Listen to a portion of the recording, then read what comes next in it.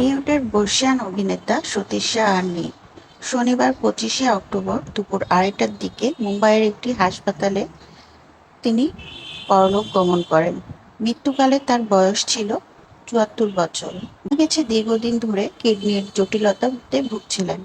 Sarabhai versus Sarabhai খ্যাত এই অভিনেতার মৃত্যুর খবর নিশ্চিত করেছেন চলচ্চিত্র নির্মাতা আশা পণ্ডিত। 1983 সালে জানে ভি দে ইয়ারে দিয়ে বলিউডের জনপ্রিয়তা পান সতীশ শাহ। এরপর ইয়ে যে হে জিন্দেগি, মে হুঁ না, কাল না হো, ফানা, ওম শান্তি ওম এর মতো বহু জনপ্রিয় ছবিতে অভিনয় করে দর্শকদের মনে জায়গা করে নেন তিনি। ছোট পর্দাতেও তার সমান সাফল্য ছিল। বিশেষ করে কমেডি ধারার সারাভাই ভার্সেস সারাভাই তাকে ঘরে ঘরে পরিচিত করে তোলে।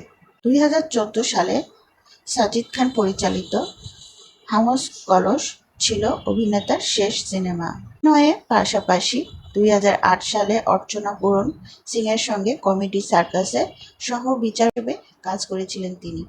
বলিউডের এই প্রিয় মুখের মৃত্যুতে শোক নেমে এসেছে সহকর্মী ও ভক্তদের মাঝে।